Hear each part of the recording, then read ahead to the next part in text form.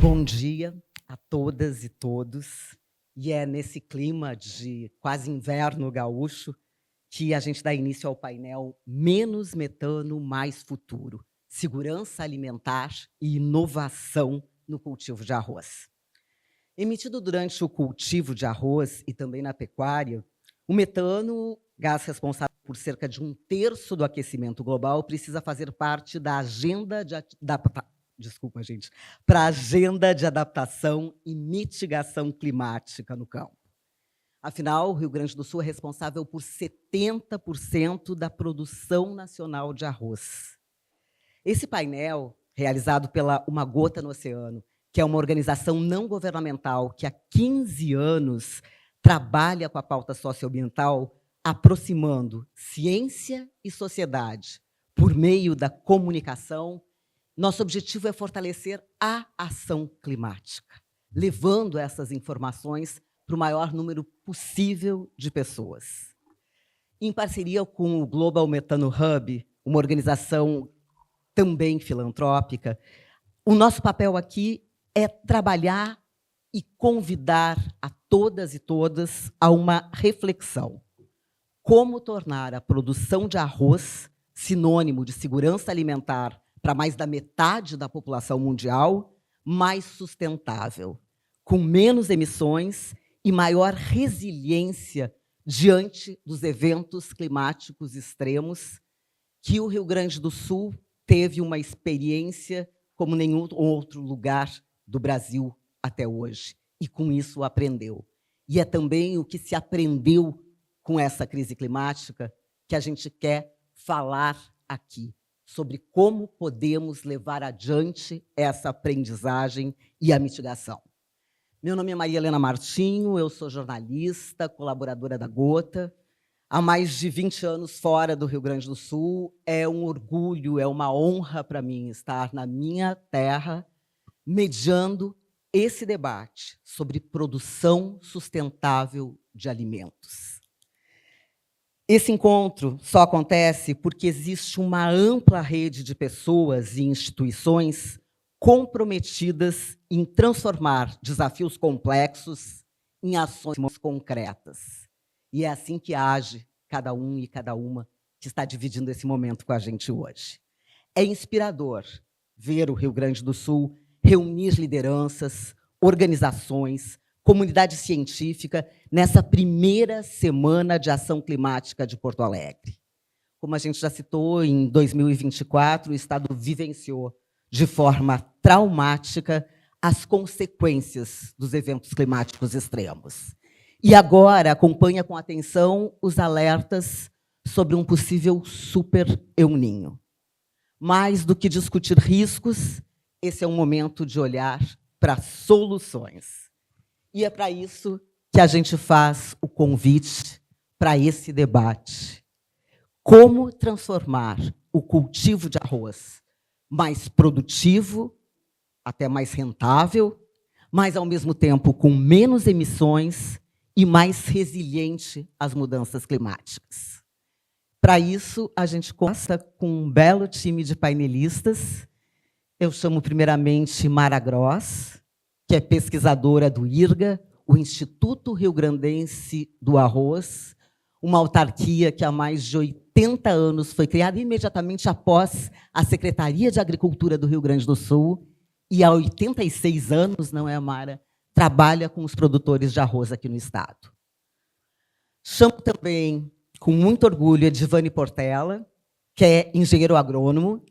Ele atua no Programa Estadual de Produção de Arroz de Base Ecológica e trabalha junto ao Movimento dos Trabalhadores Rurais Sem Terra, o MST. E chamo também Gabriel Quintana, que nos traz uma parte da ciência nesse debate. Gabriel é coordenador da Iniciativa de Ciência do Clima do Imaflora. Muito obrigada a vocês por estarem aqui. E a gente já começa, eu queria que vocês falassem um pouquinho mais, um minutinho só para cada um, para falar um pouco mais sobre a sua experiência. Mara, começando por ti, pelo trabalho no IRGA, e por que o Rio Grande do Sul se tornou responsável por 70% da produção de arroz no Brasil. Bom dia a todos.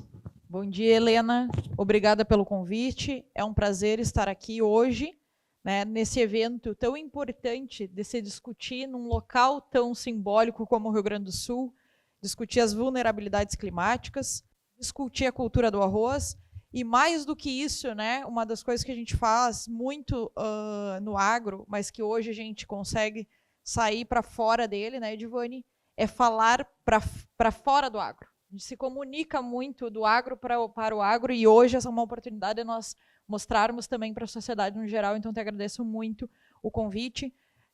Eu sou engenheira agrônoma, trabalho já há 12 anos no Instituto Rio Grandense do Arroz, mas há 20 anos desde que entrei na faculdade com o cultivo de arroz especificamente. Já trabalhei também na Emater, que é a empresa de assistência técnica e extensão rural do Estado, e é muito importante que nós desenvolvamos a ciência, mas que uma ciência aplicada diretamente aos nossos produtores, independente da cultura.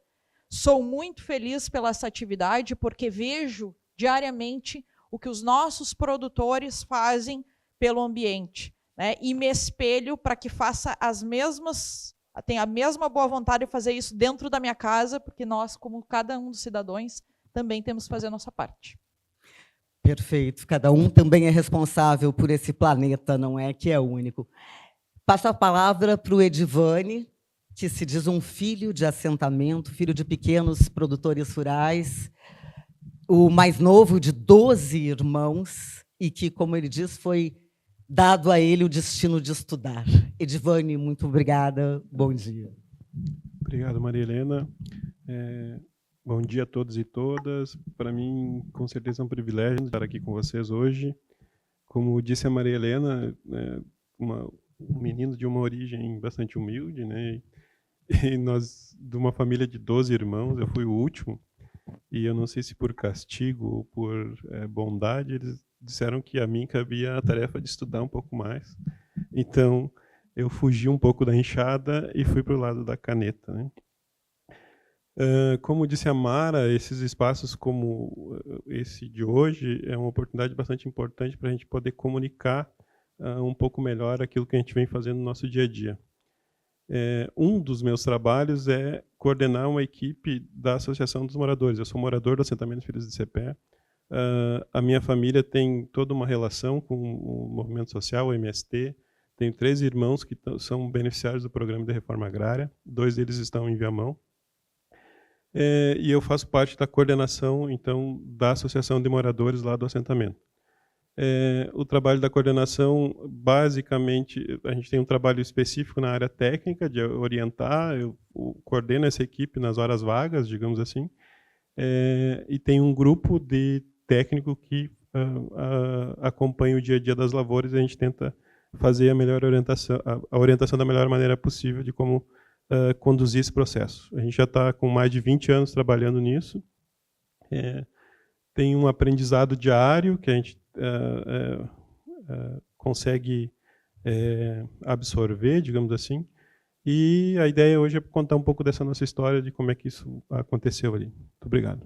Estamos muito curiosos para saber. O MST é responsável pela maior produção de arroz orgânico na América Latina. O assentamento de Viamão é dentro de uma área de proteção ambiental, né, Edivane? Isso a gente vai falar muito dessa cultura ecológica e sustentável que é fundamental.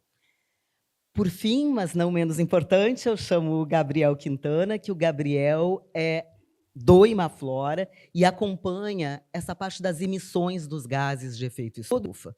O metano é nosso foco principal aqui, mas o SEG faz todo esse monitoramento das emissões. O arroz não é o vilão, ele só é um condutor de metano para a atmosfera. E eu queria, só para esse início, Gabriel, que te apresentando, tu nos falasses um pouquinho desse monitoramento de emissões e a importância que isso tem para quem está lá no campo produzindo e como isso pode entrar também de forma importante e fundamental para os consumidores na hora de comprar um produto também, porque, como a Mara disse, cada um de nós é responsável. Perfeito, obrigado, Helena, Mara, Edivane. Um painel como esse, a gente está falando, né, do arroz, ainda mais do estado do Rio Grande do Sul, e o próprio título do painel fala, né, algo que a gente daqui a pouco, não acabar esse espaço, de almoçar e vai ter arroz nos nossos pratos, mas a gente está falando do futuro, pensando no presente. E quando a gente fala de monitoramento, é aí que essa é a chave para que a gente consiga entender onde estamos, para que a gente possa melhorar. E no contexto de crise climática, em que tudo que é previsível deixa de ser, e os nossos padrões, a nossa relação com o clima deixa de ser estável, a gente perde previsibilidade. E para continuar consumindo um alimento tão importante, que está relacionado com a segurança alimentar, com a soberania alimentar brasileira, a gente precisa ter todos os esforços possíveis para conseguir entender como produzir e como, principalmente, reduzir emissões, que para a agricultura e para o setor agropecuário brasileiro como um todo é uma grande oportunidade, e para o do arroz também não deixa de ser. Então, a gente consegue conciliar produtividade, maior produção, com menor emissão de metano por quilo de produto, por área. E é isso que a gente traz quando a gente consegue melhorar e olhar, quando a gente consegue trazer esses dados de emissões localizados específicos. E isso é muito o papel do SEG, que é o Sistema de Estimativa de Gás de Efeito Estufa, que é uma iniciativa da rede do Observatório do Clima, que concentra mais de 170 organizações da sociedade civil brasileira que, de alguma forma, trabalham com a agenda climática, e que esses dados estão aí públicos, acessíveis, que é a maior base de dados aberta do mundo sobre emissões, e que a gente consegue ter as emissões dos municípios do Rio Grande do Sul, para que isso fomente, sirva de instrumentos para a estruturação de políticas públicas, para que a gente consiga, ao aprimorar esses dados, entender o perfil e como está acontecendo a evolução nesses territórios, para que a gente sempre consiga ter a melhor decisão possível frente à loucura, né, que é enfrentar a crise climática e continuar tendo previsibilidade na produção com segurança alimentar. Então, são os esforços conjuntos que a gente vai conseguir enfrentar esse que é o maior desafio de todos nós que estamos aqui. Esse é o nosso desafio da nossa conversa de hoje. Vamos começar, então, indo para 2024, voltando 2 anos atrás, e a pergunta é o que nós aprendemos com eventos climáticos extremos de 2 anos atrás e como esses aprendizados podem fortalecer a resiliência na produção de arroz. Eu queria começar pela Mara, que a Mara visitou, foi a pé. Quantas propriedades, Mara? Nossa, na verdade, não foi só eu, né? Sim, a equipe do IRGA. A equipe do IRGA fez um levantamento em 312 propriedades em loco para levantar esses danos que ocorreram. No pós-enchente, em 24 ainda. Nos conta um pouco dessa experiência, quais foram os impactos vistos nessas propriedades. Os pequenos produtores, ao que parece, são os mais vulneráveis a isso, né? E quais foram os desafios que ficaram e as aprendizagens que se tenta colocar em prática agora? Excelente, Helena. Então, é importante nós relembrarmos isso, até porque estamos aí todos, né? Começam os alertas de chuva, a gente fica com medo. Obviamente, os produtores mais ainda. Então, respondendo a primeira pergunta que tu me fez ali no início, né? Por que o Rio Grande do Sul, 70% do arroz está aqui? Nós temos uma combinação de solo, de clima e de água, além da vocação, né? Então, a questão do solo e da água é o que nos torna também vulneráveis. Os solos são basicamente várzeas, as várzeas que a gente tem próximos aos rios. Então, em qualquer situação, né, e obviamente 2024 foi uma situação trágica, mas as enchentes é algo que se convive há décadas em relação a isso. O que aconteceu? Algo fora do normal que nos atingiu os produtores mais vulneráveis, que são os pequenos produtores localizados na região central do estado. Como várzeas próximas aos rios, esses produtores viram parte do seu bem mais valioso dentro de uma propriedade ser levado, que é o solo. Mais ainda também algumas situações, casas, silos com arroz. Uma das coisas que mais se teve, inclusive assim, até medo, que houve, que tu comentou, na sustentabilidade, na segurança alimentar. Todo mundo ficou pensando, vai faltar arroz, porque o estado do Rio Grande do Sul foi atingido, é o estado que mais produz. Não, naquele momento, nessas áreas, são as menores propriedades. Então, a maior parte do arroz já tinha sido colhido, não estava localizado naquela região. Mas o que acontece? O dano social. 45% dos produtores de arroz estão em áreas de vulnerabilidade climática. E através do trabalho que nós tivemos em loco com esses produtores, levantando os danos, que foi fundamentalmente o solo, nós identificamos, então, uma perda de qualidade, principalmente quando se fala em qualidade, nós falamos em matéria orgânica. O que é matéria orgânica? É a riqueza do solo. A parte microbiológica, então, o rio levou isso. Demora muitos anos para isso se recompor.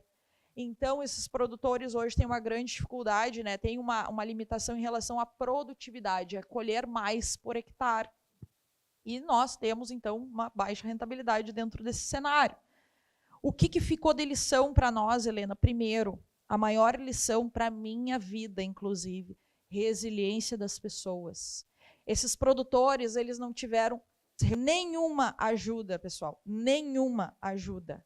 Sabe o que eles fizeram para se recompor? O rio abriu crateras maiores do que essa sala dentro das propriedades. Produtores de Uruguaiana, que são descendentes dessa região, se juntaram, fizeram doações de dinheiro, e eles, com as suas caçambinhas, que são pequenos implementos que eles usam para trazer o solo para lá e para cá, um ajudou o outro a fechar essas crateras gigantescas. E como as áreas são muito pequenas, né, são vizinhanças assim, um ajudando o outro, tu ia visitar eles e tava aquele monte de maquinário, tratorzinho para lá e para cá, um ajudando o outro. E eu olhei aquilo, toda vez que eu ia lá eu me emocionava e dizia assim, ó, como as pessoas são resilientes, que exemplo que fica.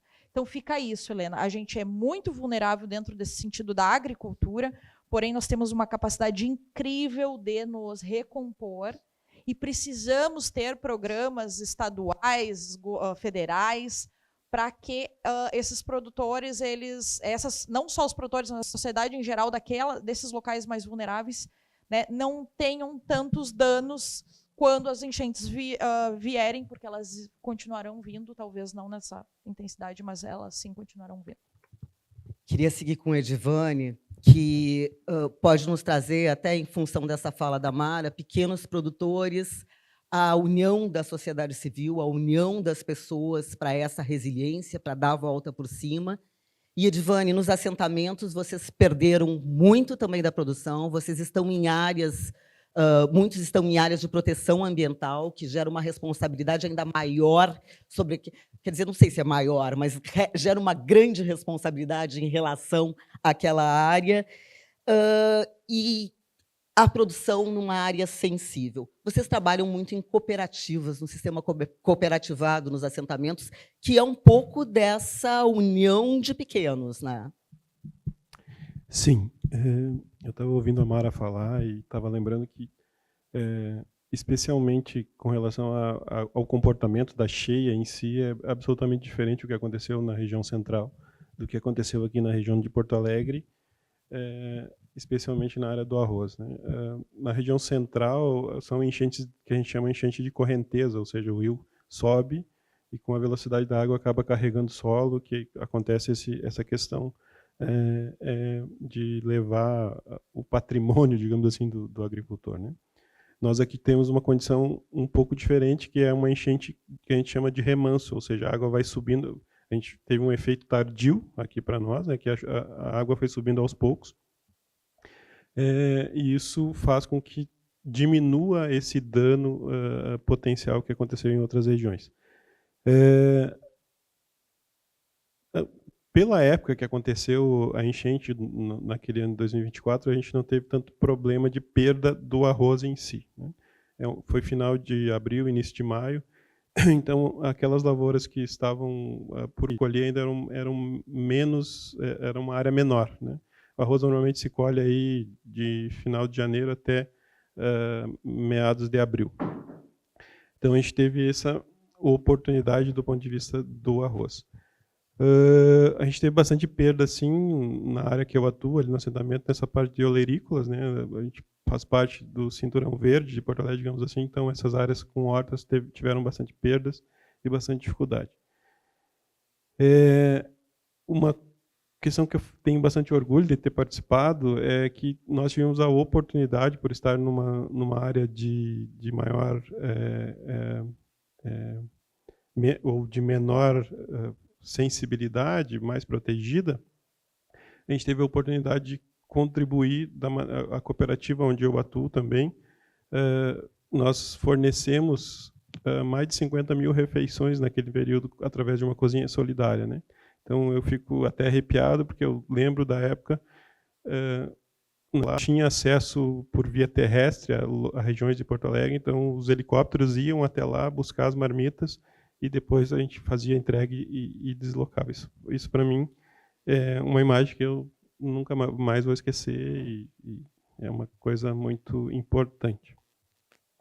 Do ponto de vista de aprendizado, eu penso que nós temos uma caminhada bastante importante para ser feita pela frente ainda, né? Eu comentava com alguns mais próximos que a gente precisa, né, ter ações, que é um pouco da fala que a Mara trouxe, ações preventivas, né? Eu vejo muito investimento ainda em subir os muros daquilo que eu estou falando, que é aqui em Porto Alegre, aumentar a altura dos diques, né? Mas ainda lá na base, em como a gente pode ter ações no sentido de prevenir, a gente tem muito pouco e até uma certa insegurança do ponto de vista técnico, né? Porque as informações que a gente usa para definir uma atividade, elas estão baseadas num comportamento climático histórico, né? E o que a gente tem visto é que os fenômenos têm acontecido de modo diferente daquilo que a gente tem o hábito de interpretar. Nós temos toda uma condição específica, que a gente o assentamento todo está dentro de uma área de proteção ambiental do Banhado Grande, que é uma área de uso sustentável, e dentro do assentamento ainda a gente tem uma unidade de conservação e proteção integral, né, que a gente entende que isso potencializa a nossa oportunidade de produzir orgânico naquela área, porque é um banco de biodiversidade que nos atende de modo bastante importante nessa parte, eu diria, não só eco, social e econômico, né? Além disso, eu penso que o aprendizado principal que ficou é que a gente precisa trabalhar a comunidade no sentido mais amplo, né? A sociedade, não adianta. Eu tenho uma história que eu ouvi esses dias que a gente tem a oportunidade de ter o contato no dia a dia com as famílias, e numa das visitas o pai estava brigando com a filha justamente sobre a questão de separação de lixo, né? E aí a filha questionava o fato de que as embalagens que tinham algum resíduo de alimento, qual seria o recipiente que deveria ser colocado, né? E aí o pai me olhou e disse assim, olha, eu estava brigando com ela sobre isso aqui agora e eu fico preocupado porque eu não vejo apesar de todo o nosso esforço de formiguinha, eu não vejo que isso tenha acontecido a nível de sociedade no sentido mais amplo, né? Acho que esse, para mim, é o aprendizado maior, que não adianta a gente... Claro que é importante nossas ações do dia a dia, mas se a gente não tiver uma atuação a nível de sociedade, no sentido mais amplo, a gente não vai conseguir sobreviver a esse processo, né?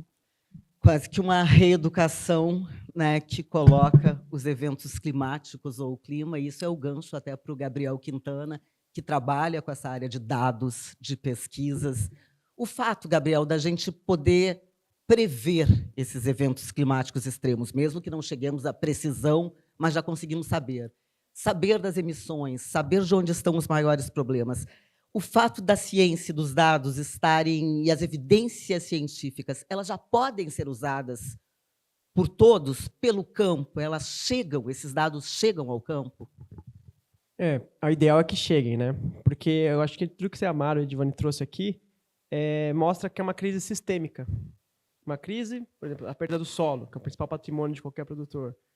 Para além da saúde do solo, ele gera efeito de feedback, por exemplo. Então, você, independente da atividade ali, ele vai gerar emissão de CO2 porque você vai perder um armazenamento onde tem carbono estocado. Quando se fala da resiliência das pessoas, que no fundo é tudo sobre as pessoas, né? Ou as que vão ser as impactadas, ou as que vão poder ajudar. Então, como é que a gente deixa de ter essas experiências negativas? Como a gente deixa de se previne, consegue se precaver que isso não passe a acontecer mais vezes, ou que não aconteça mais, usando o melhor que a gente tem da ciência. Então, existe um gap aí que a gente tem que encurtar esses espaços.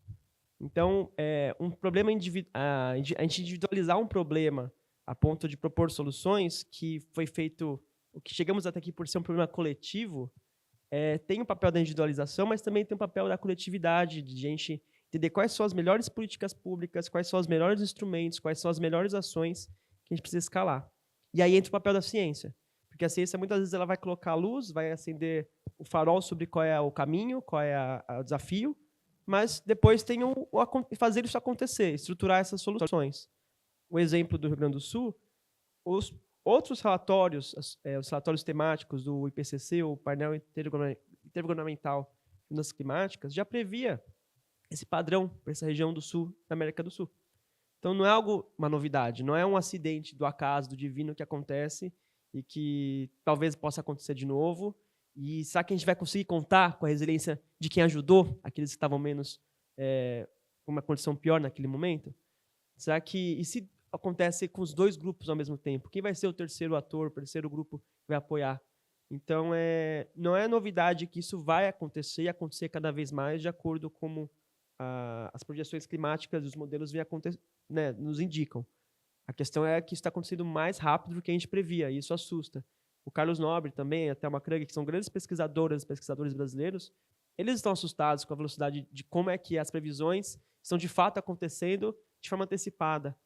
Então, o quanto antes a gente conseguir encurtar esse caminho do que a ciência nos diz, quais são os esforços e ações que a gente precisa fazer de forma coletiva, mas pensando muito no individual, eu vejo que esse é o caminho que a gente consegue, através usar esses dados, usar a melhor ciência possível para aquele momento, para tomar a melhor decisão.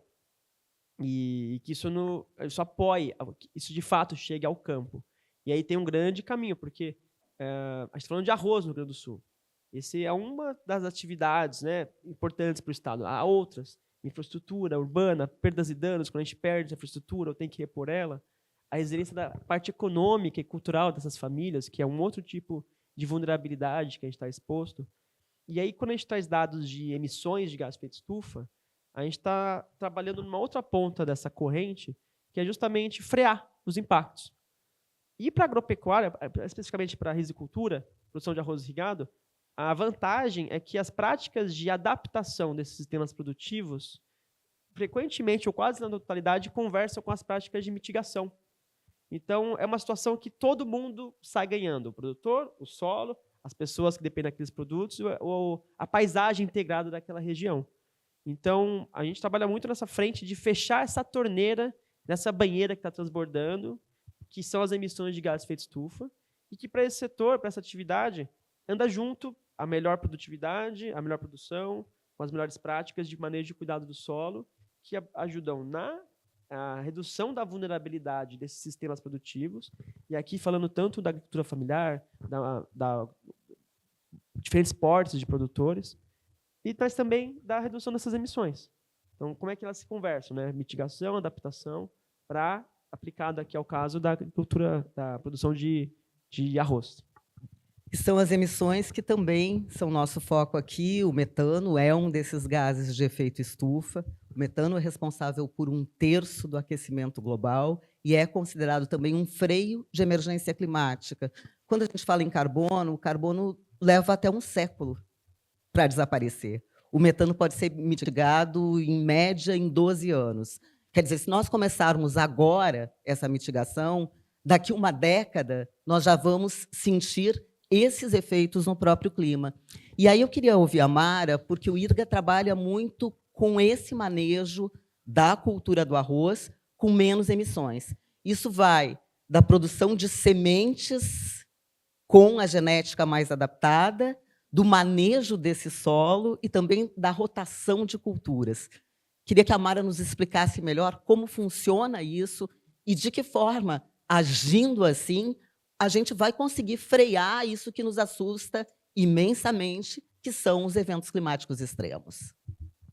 Então, pessoal, assim, a primeira coisa que a gente tem que entender quando se fala em metano de uma área alagada, que a produção de metano ela é um processo natural.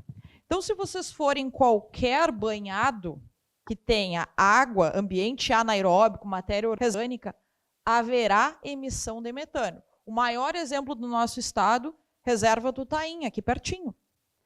A questão da lavoura de arroz é que a presença da planta de arroz, né, o que mantém aquela planta viva num ambiente sem oxigênio, são os aerênquimas. Trocando em miúdos, Helena, são canais que levam oxigênio, né, da atmosfera para as raízes do arroz sobreviver neste ambiente alagado e, em consequência, ao transporte, numa segunda via, do metano que está sendo produzido dentro do solo em um processo de fermentação. Então, a lavoura de arroz ela não produz metano. Quem produz metano é o solo. Mas a presença da planta ela acaba favorecendo o transporte. Então, eu dei todos os fatores dessa equação para a gente pensar como manipular essas emissões. Solo, água e planta. Então, através de estudos, entendendo, muitas vezes não específico para a emissão de metano, mas observando e analisando o que o produtor faz nas suas áreas em relação ao preparo de solo. Quando esse produtor ele drena a lavoura de arroz, para colher a lavoura de arroz, o produtor tem que tirar a água da lavoura. A lavoura ela não fica sempre com água, é só no verão, só onde tem no período do arroz. Neste momento, quando o produtor tira a água, cessa imediatamente a emissão de metano. O produtor prepara este solo para receber a nova safra, ele já está reduzindo, Helena, em 25% as emissões da próxima safra, pela forma como ele trabalha o solo. Deixar o solo drenado durante o inverno é uma prática de redução de emissão. E 70% dos nossos produtores fazem preparo antecipado das suas áreas. Isso eu falo esses dados para vocês porque o IRGA tem um levantamento muito criterioso em relação ao que o produtor faz na sua área. O segundo quesito, falando em solo, é a introdução de culturas de sequeiro nas várzeas. Quem não é da cultura do arroz, mas que passa, nem que seja para ir para a praia, né? Porque a gente passa por muita lavoura de arroz para ir para Capão da Canoa, né? Quem tem a oportunidade de ir na praia no verão, eu como trabalho com arroz não tenho. Mas todo mundo que passa para ir para a praia vê as lavouras de arroz. E observem, pessoal, mudança de cenário, entrando culturas como soja, culturas como milho, culturas como girassol já entrando nessas várzeas. Quando a gente coloca culturas de sequeiro, quando o arroz voltar em rotação, a gente chama de rotação de culturas, há uma redução de mais de 50% nas emissões de gases na lavoura de arroz que está conduzindo naquele momento. Por quê? Porque esse solo ficou mais de anos sem ficar anaeróbico, com oxigênio, e reduz também a entrada de uma grande quantidade de carbono. E por último, mas não importante, que me deixa muito feliz aqui em divulgar essas informações, é a planta. O IRGA, como Instituto Rio Grandense do Arroz, então uma autarquia pública, é um serviço público prestado aos produtores, tem melhoramento genético. E esse melhoramento genético hoje ocupa 60% da área do estado do Rio Grande do Sul. Mas os outros estados que produzem arroz também levam a nossa genética, mais a América Latina, Helena, porque, né, como nós temos plantas aqui muito produtivas, o Uruguai já levou nossas plantas, o Paraguai já levou nossas plantas. Essas plantas, o último estudo que nós fizemos, está terminando esse ano, o material mais semeado no estado do Rio Grande do Sul, que vocês vão se alimentar dele daqui a pouquinho, IRGA 424RE é o nome da cultivar, digamos assim. É uma das A cultivar é a semente. É a né? semente. É uma planta que emite 50% a menos de metano quando a gente considera outras sementes produzidas, né? Principalmente porque o IRGA fez essa seleção para isso? Não. O IRGA selecionou plantas para serem mais produtivas no menor espaço possível de tempo. Se tu tem um ciclo mais curto, um tempo de inundação menor, Helena, menor emissão de metano.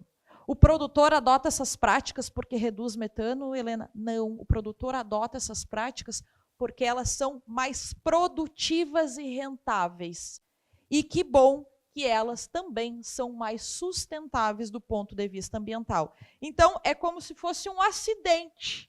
Essa menor... Um bom acidente. Um bom, excelente acidente, né, que nós temos colhendo mais. E um detalhe, só para finalizar e não tomar o tempo dos demais.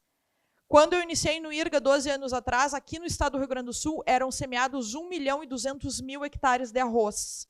No Brasil, 1.800.000. Hoje, nós estamos falando de 860, 890 mil hectares aqui no Rio Grande do Sul e 1.200.000, 1.400.000 a nível Brasil.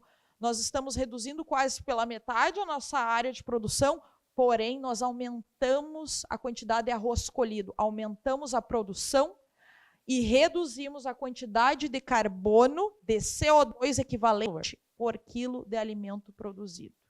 Isso sim não tem preço, isso tem valor. Isso é a resposta da ciência também. Edivane, eu queria te perguntar, porque isso são novas práticas, são boas práticas, mas a cultura antiga, como é mudar a cultura dos pequenos produtores, dos agricultores, para que eles apostem num arroz de menos emissões, no caso, um arroz orgânico ou ecológico, que é o caso dos assentamentos, para se convencer o produtor a mudar a sua forma de cultivo? Bom, a gente não tem... Eu estava ouvindo a Mara falar e tenho convivido bastante com a Mara, isso é bom, né? E a gente não tem trabalho específico para tratar dessa questão da emissão de metano nas áreas de arroz orgânico, né? Que poderia ser um trabalho futuro.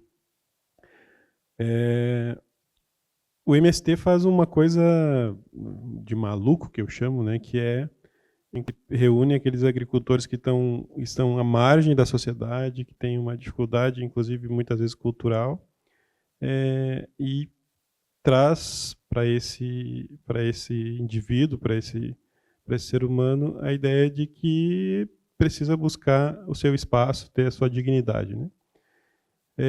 E isso tem relação direta com essa tua pergunta, porque o nosso dia a dia de acompanhamento dessas famílias, ela traz também não somente a questão técnica do dia a dia, de como mudar essa cultura, de como fazer a lavoura em si, mas traz consigo também uma questão social que é bastante relevante, cultural e social, que é bastante relevante nesse momento.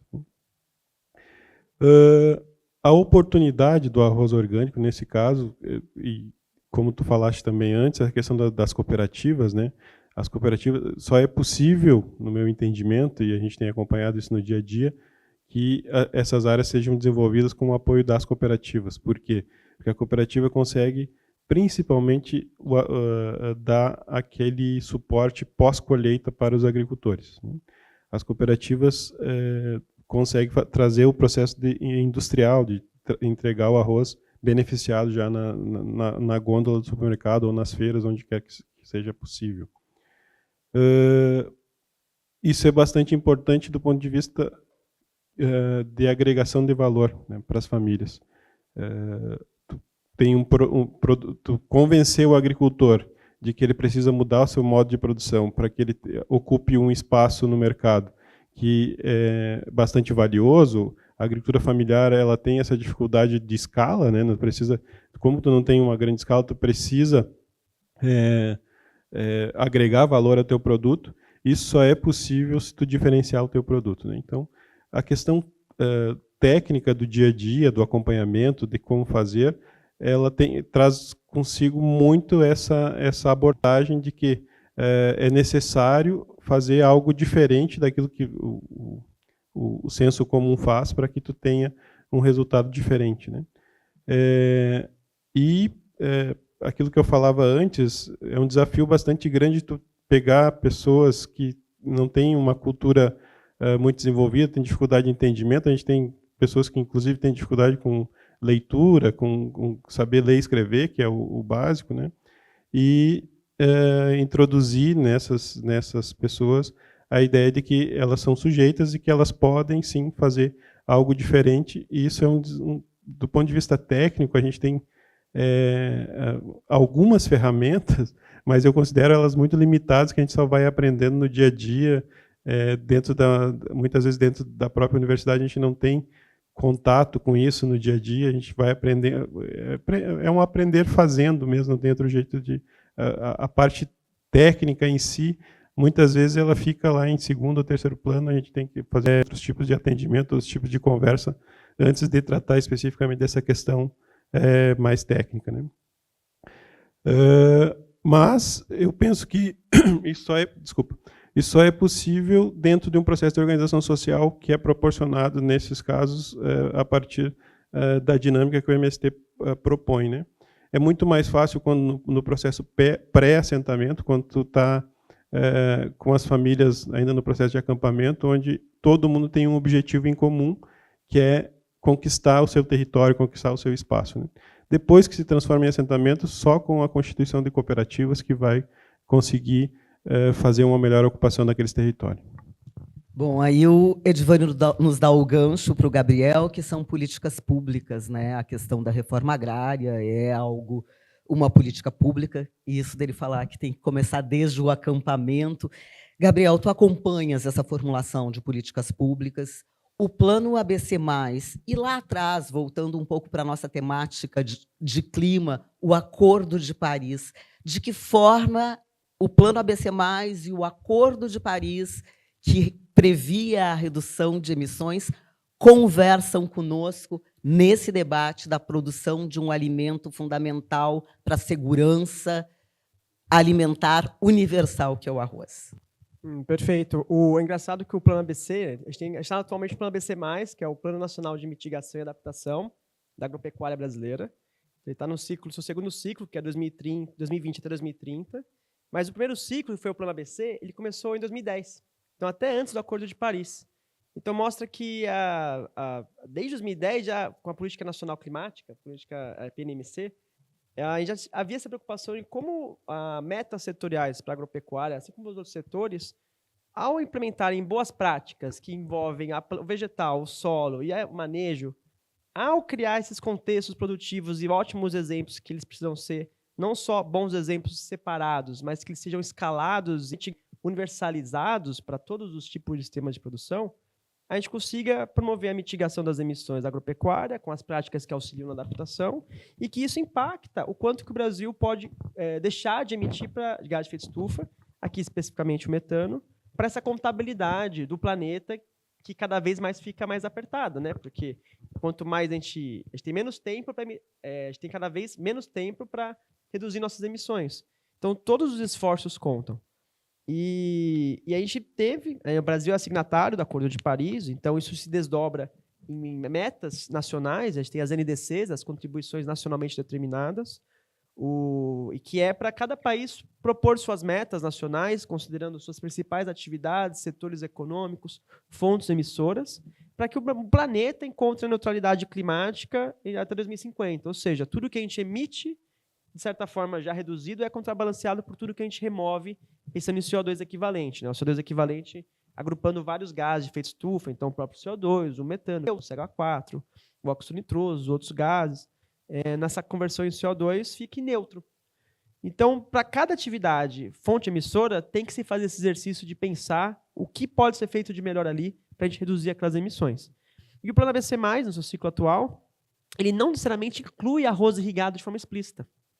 É algo que precisa vir a ser, e já está havendo iniciativas de conversas para atualizar até o terceiro ciclo, porque além de definir metas e quais são essas práticas, ele também conversa com o Renova Agro, que é a linha de financiamento e acesso a crédito para essas práticas. Então, não é só ter uma meta e saber o quanto isso impacta em emissões, é como viabilizar esses caminhos, meios de implementação para a gente consiga universalizar e escalar essas boas práticas. E atualmente o Plano ABC+, de forma explícita, não contempla o cultivo de arroz irrigado, mas traz soluções que conversam com a parte do vegetal e do solo e do manejo. Então, quando a gente fala de uso de bioinsumos, né, você substituindo fontes nitrogenadas, fósseis, quando você fala de sistema plantio direto, você manter a saúde do solo sem o revolvimento, matéria orgânica, com a rotação de culturas, sistemas integrados, então, de base sistemas agroflorestais, sistemas de base agroecológica, ou integração lavoura-pecuária-florestas, são sistemas de produção que a gente consegue, com a tropicalização, né, olhando para como a gente pode fazer agricultura e pecuária, da forma que a gente sabe fazer e pode fazer, diferente de outros países, de outros contextos de produção, conciliar a melhor forma de produzir arroz irrigado. E o Plano ABC+, ele é a política nacional que a gente tem hoje, que ele vai alimentar outros planos para a gente atender nossas metas da NDC. Então, pós-COP29, no Azerbaijão, o Brasil propôs o seu plano clima, elas trouxe um documento que olha para o Brasil como um todo de algo inédito para a gente poder alcançar as nossas metas. Qual é o mapa do caminho? Qual é a forma que a gente vai chegar a alcançar a NDC? É o plano clima. E lá ele subdivide em duas frentes, a Estratégia Nacional de Mitigação e a Estratégia Nacional de Adaptação. O plano de emissão aqui, o que interessa para a gente nesse contexto é a Estratégia Nacional de Mitigação, que ela traz planos setoriais. E para o plano setorial de pecuária e agricultura, ele vai beber totalmente da fonte, que é o plano ABC+. E ele já traz, nesse plano setorial de pecuária e agricultura, estratégias para arroz irrigado. Então, ele traz estratégias para 2030 e 2035, que estão relacionadas justamente com a expansão das práticas de mitigação de gases de efeito estufa, e aí até para além do metano, para o arroz irrigado. Então, ele fala de aumentar 20% a área com adoção de práticas que estão relacionadas com a mitigação até 2030 e 30% até 2035. Paralelo a isso, ele também traz um olhar para a agricultura familiar, e que eu acho que pode ser até uma meta mais ambiciosa, a partir do momento que ele fala que ele quer expandir até no mínimo 300 hectares o cultivo de arroz de base agroecológica e com algum tipo de certificação que o reconheça, talvez, de outros modelos de produção, para 2030 e 500 hectares até 2035. É importante que a gente consiga até aumentar e atender muitas vezes essas metas. E aí entra a importância de ter uma política que, além de definir metas, definir caminhos para implementar essas práticas, a gente consiga monitorar elas. Porque e quem já faz essas práticas?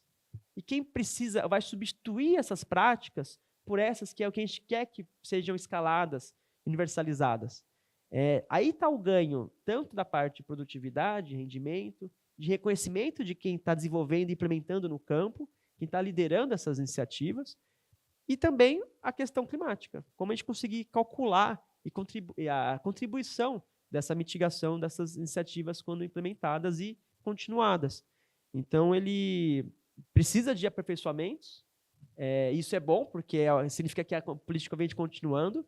A gente precisa que esse recurso seja direcionado a todos os tipos e tamanhos de produtores e que esses dados nos auxiliem a entender, a tomar as melhores decisões para compreender melhor a mitigação ali atribuída a isso e como continuar num processo de melhoria contínua. Isso se retroalimenta. E a política fortalece e consolida esses resultados positivos. Queria perguntar para a Mara, aqui no Rio Grande do Sul, o IRGA é responsável pela certificação. Como transformar certificação de arroz orgânico e tudo mais? Como transformar essas certificações em linhas de crédito, em financiamentos com menor juro? Como fazer com que isso modifique a vida desse pequeno produtor? Excelente pergunta, Helena. Primeiro, como transformar com muito dado, né, da ciência, mas com muita conversa também com o pessoal lá do governo federal, porque tu tem essas dificuldades, né, Gabriel, do próprio Plano ABC+, foi motivos de muitos questionamentos, porque muitas vezes a gente tem práticas mundiais, como irrigação intermitente, que são amplamente reconhecidas mundialmente como práticas mitigadoras de emissão, mas aqui para nós não é viável. Nós temos outro modelo de produção que muitas vezes é mais eficiente do que uma prática que é adotada num país asiático. Então, a gente tem que ter primeiro, dados, e segundo, muitas conversas, muito provar mesmo, né, o que a gente está falando. E em relação à questão do IRGA, daí nós temos que certificar. Como que a gente faz essa certificação? O IRGA tem um selo ambiental, já há 16 anos, específico para a cultura do arroz, né, o nome realmente selo ambiental. Atualmente, 180 produtores de arroz são certificados. E o que esse selo engloba? Até 2 anos atrás, apenas a questão de legislação ambiental que o IRGA conferia. Esse produtor está adequado com a questão de agrotóxicos, com a questão dos próprios funcionários também, está tudo regularizado, tem uma rampa de lavagem, enfim, tudo em relação à legislação ambiental, era apenas o foco. A partir das oportunidades oportunidades que a sustentabilidade tem nos fornecido, tinha muitos produtores, como o Gabriel disse, já estão fazendo diferente.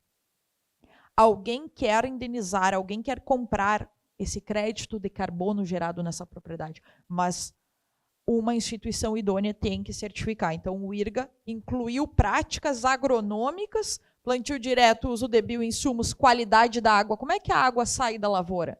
O técnico do IRGA vai lá, coleta uma amostra, manda para o laboratório atesta que aquela água é limpa, não tem nada, não tem resíduo nenhum. Tanto que a gente tem uma frase que se usa muito na lavoura de arroz há muitos anos. O arroz, em função de toda a presença de raiz, enfim, atua como um filtro nessas águas. Então, muitas vezes a água do rio Gravataí entra na lavoura numa qualidade ruim. Por quê? Porque sai da cidade, aqueles dejetos, entra na lavoura, a lavoura absorve aquilo. A planta usa o nitrogênio, o fósforo e potássio, para não dizer outra coisa para vocês, no seu crescimento e devolve uma água mais limpa. Então, nós temos que provar isso também. Então, vai para o laboratório. Resíduo no grão. Existe resíduo no grão? Né? Como uma cultura que nós consumimos quase que diretamente, só removemos a casca, o arroz é uma das culturas mais limpas em relação ao uso de defensivos, até porque a genética, nós atuamos dentro da genética para que o produtor não precise fazer tantas aplicações. E o IRGA certifica isso. E a partir disso, Helena, então das oportunidades que tem vindo também de mercado internacional querendo comprar créditos de carbono. Nos últimos 2 anos, a Ambev e a Nestlé, através da empresa Índigo, já adquiriu o crédito de carbono de 10 produtores de arroz aqui do estado do Rio Grande do Sul. Então, a cerveja que o pessoal gosta de consumir aí, que é feita também à base de arroz, já tem, né, já foi adquirido crédito de carbono de lavouras de arroz, de produtores que adotam essas práticas. Além disso, né, o governo federal reconheceu o selo do IRGA como um selo federal e concede a esses produtores 0,5% nos juros de financiamento. Pouco ainda. Mas, ano passado, o Ministério, a nossa Secretaria do Meio Ambiente fez algo inédito no país, que foi criar um pagamento por serviços ambientais para culturas de grãos. O arroz foi o primeiro no país, o terceiro no mundo, a ter, então, um edital lançado para indenizar os produtores de arroz pelos serviços benéficos que prestam ao nosso meio ambiente, variando valores de R$80 a R$100 por hectare. Indenização apenas, né, pelo que eles já vêm fazendo. Então, são oportunidades que têm surgido, né, como eu ainda ressalto, o produtor vai adotá-las em função do aumento da produtividade, porque isso o Gabriel comentou antes, geralmente a prática que mitiga, também por coincidência, é a prática que aumenta a produtividade. Mas nós temos oportunidade, então, de rentabilizar isso, né, de uma forma indenizatória para os produtores que estão indo pelo caminho certo e os outros olham e querem ir juntos também. Pelo lado do recurso, que é fundamental também para esse produtor. Edivane, como que o MST, que hoje é o maior produtor de arroz orgânico da América Latina, conquistou esse diferencial e o que isso representa para os agricultores? Bom, eu comentei um pouco sobre isso antes na questão anterior, né? Do ponto de vista de oportunidade, além da questão ambiental, que o assentamento de Viamão, acho que eu não comentei isso antes, é a maior área contínua de produção de arroz orgânico que a gente tem conhecimento, né? Então, são 1.600 hectares cultivados anualmente ali com arroz orgânico. A certificação orgânica, ela te oferece oportunidades do ponto de vista de mercado também, né? Não é simples. É claro que a questão da preservação é uma questão importante. O agricultor tem um pouco de dificuldade de compreender o fato de ele estar produzindo algo que é essencial, que é o alimento, e para isso ele ainda precisa estar se preocupando com questões ambientais, visto que tem outras questões que acontecem e que não têm a mesma cobrança, digamos assim, né? Então, isso é um fator que dificulta um pouco a adoção de algumas práticas de diminuição ou de não uso de agrotóxicos, né? Eu tenho visto com muito bons olhos as oportunidades que têm surgido. O próprio IRGA tem trabalhado um outro programa que direciona para a diminuição de uso de insumos, ou pelo menos um uso mais racional, chamado Programa RS 14, né, que é Resiliência e Sustentabilidade. Do ponto de vista técnico, me parece bastante interessante que a gente possa olhar não só para o não uso de insumos, mas também para a diminuição desses insumos de síntese química, né? Para o caso específico dessas áreas de assentamento, com certeza a diferenciação desse produto, o prêmio recebido pelos agricultores é uma política pública de distribuição de renda, né? Então, as famílias, através das cooperativas, têm tido o pagamento de uma premiação que varia em torno de 30% no valor acima do valor de mercado do produto, né? Então, isso é uma oportunidade, sim, né?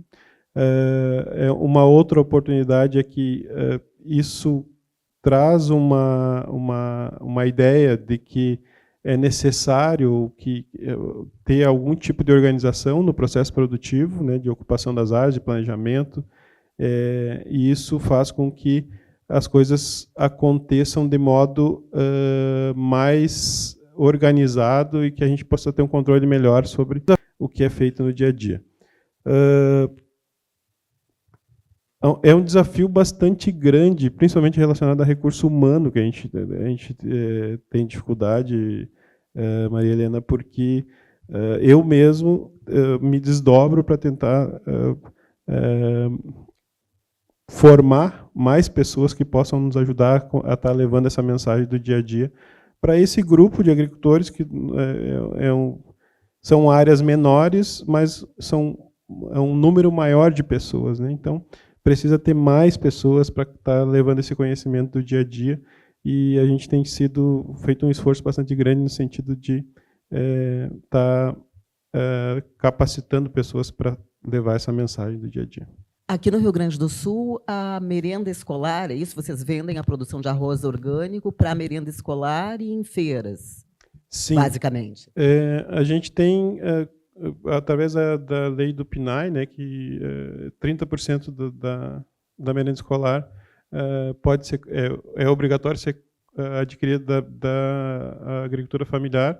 Então, não somente no Rio Grande do Sul, a própria cooperativa que eu atuo ali tem bastante comércio no centro do país também, vende bastante arroz no centro do país também. Gabriel, eu queria que tu nos trouxesses, a gente falou aqui da produção do Rio Grande do Sul e tudo mais, alguns dados de comparação de emissões do arroz do Rio Grande do Sul com o arroz para o restante do país e também mundialmente falando, porque a Ásia é o maior produtor e tudo mais, mas como nós estamos em relação às nossas emissões na produção desse alimento? Acho que é interessante trazer essa análise, porque isso consegue situar a gente e faz a cola com o que vocês trouxeram, de quais são as práticas e qual é a contribuição que elas podem ter em termos de mitigação. Então, assim como no mundo, o Brasil também é a terceira maior impacto das emissões, do impacto climático, é o metano, e 75% dele está relacionado com o setor agropecuário. Mas a maior parte desse setor agropecuário é por causa da produção da bovinocultura, ou de corte ou de leite. Da parte de agricultura, o que aparece depois é o arroz, acompanhado muito com a queima de resíduos da cana, que por causa de outro setor, outra atividade, outras políticas públicas, reduziu ao longo do tempo. Então, quando a gente fala de arroz irrigado, a gente está falando de uma contribuição para a emissão de metano e que não chega a 2% do total da emissão de metano do Brasil. Mas, de novo, é aquele exercício de a gente pensar qual é o melhor passo a ser dado, pensando em mitigação, produtividade e rentabilidade para esse setor, e os produtores estão ali. E o Rio Grande do Sul, por concentrar 74% da produção, 70% da área do Brasil de arroz irrigado, como a emissão está intrinsecamente relacionada ao tamanho da área e da produção, ele concentra aí 75% das emissões de metano pelo cultivo de arroz irrigado. É bem diferente. A gente ainda tem entre os 10 maiores, top 15 países que mais produzem arroz, então tem uma emissão associada a isso, mas é uma escala bem menor, bem diferente relacionada aos países do leste asiático, ali, que a gente realmente são os maiores produtores, e nem sempre essas boas práticas que a gente tem aqui a gente domina e conhece e já aplica elas, chegam nesses outros países. Então tem essa diferença do como a gente faz a tropicalização da nossa agricultura e da produção do arroz, que isso nos diferencia. E para o Rio Grande do Sul é interessante, porque quando a gente olha para metano, o Rio Grande do Sul tem um perfil que também tem o gado de corte, ainda como a atividade mais emissora, a fonte mais emissora, e depois o metano da risocultura, que responde aí por 1/5 das emissões de metano do Rio Grande do Sul, que tem quase metade aí associado ao perfil dos agropecuários. E aí as outras fontes de gás e atividades da agropecuária também. Então, quando a gente vai dando essas diferentes escalas, a gente consegue perceber qual é o impacto e quais são as oportunidades que estão ali. Usando até um exemplo do que você trouxe, Mara, do 70% dos produtores do Rio Grande do Sul usarem o plantio antecipado, né, em detrimento a outros tipos de preparo antecipado do solo, ou cultivo preparo convencional, a gente fez um estudo e virou até um artigo que se 80% da área que ainda faz algum tipo de plantio convencional fosse convertida para preparo antecipado, e que essas lições, esses bons exemplos, esse know-how do Rio Grande do Sul fosse expandido para os outros estados, então Santa Catarina, Tocantins, que também aumentou, né, a área de cultivo de arroz irrigado, esse know-how das boas práticas que a gente sabe e já domina e precisa escalar, fosse também expandida para outros estados, o Brasil até 2035 conseguiria reduzir cerca de 300 mil toneladas de metano, que equivale a um ano do que o Brasil todo emite. E sem abrir mão de produção e produtividade. Então, isso é muita coisa. Não tem outro setor que consegue, na escala viável e com o passo que consegue ser dado, reduzir um ano de emissão de um país todo até 2035. E isso mostra também quando a gente olha a produtividade do setor. Então, com os dados, graças à IRGA, à Embrapa, a gente consegue ter uma noção de onde a gente estava e para onde a gente está indo a cada ano. Então, um exemplo disso é a intensidade das emissões do arroz. Então, quando a gente olha só para metano, da década de 80 para cá, a gente emitia 84 quilos de metano por tonelada de arroz. Em 2024, que é um dado mais atual que a gente está usando nos cálculos, a gente quer para 37 quilos de metano por tonelada de arroz. Então, em quase 40 anos, a gente reduziu mais da metade das emissões de metano. Então, imagina os outros gases, a questão do solo, remoção de carbono pelo solo, os cultivares que trazem também uma rentabilidade maior para o produtor. Então, esses dados mais na escala de política pública, é importante que a gente consiga aprimorá-los, porque eles vão ser usados para o Plano ABC+, para o Plano Clima, para a Estratégia Nacional de Mitigação, para a NDC brasileira, mas que, para além disso, eles representem o impacto benéfico da adoção dessas práticas no campo. Que os bons exemplos do MST, dos assentamentos, sirvam de berço para que outros sistemas produtivos similares possam se espelhar e adotar essas práticas. Porque a ideia é que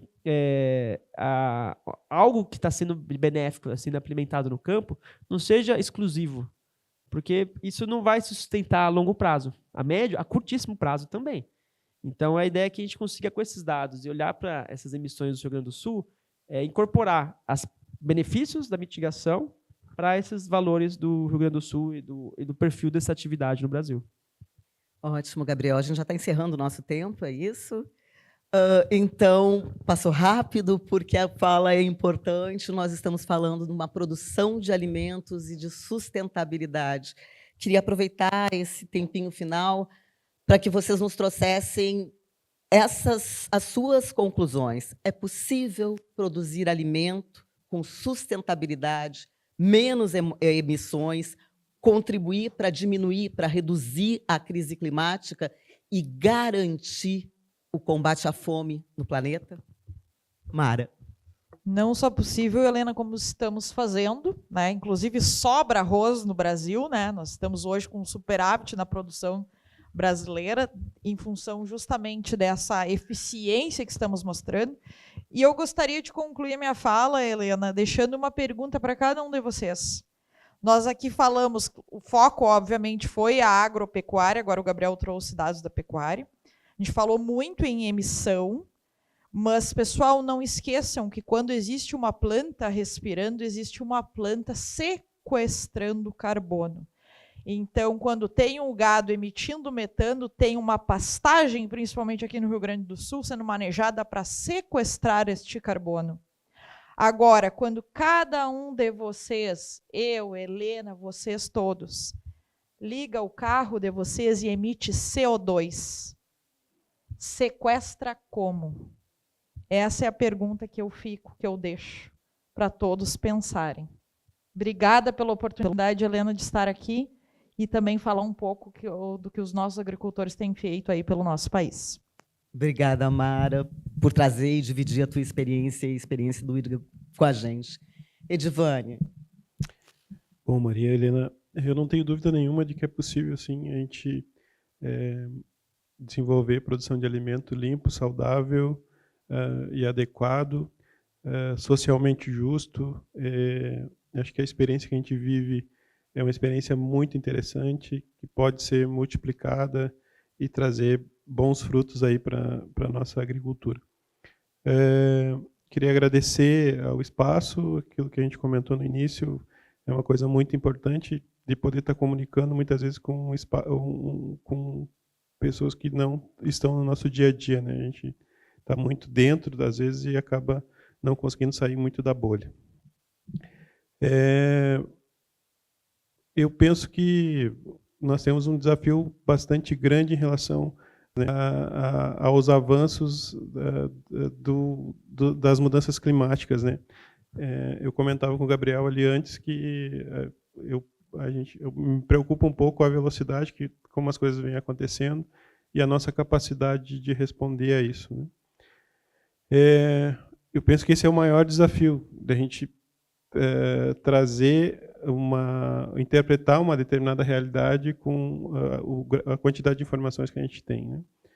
E, de fato, eu penso que essa nossa necessidade de viver em comunidade cada vez mais vai ser o foco para que a gente consiga superar essas questões que estão colocadas aí do ponto de vista climático, né?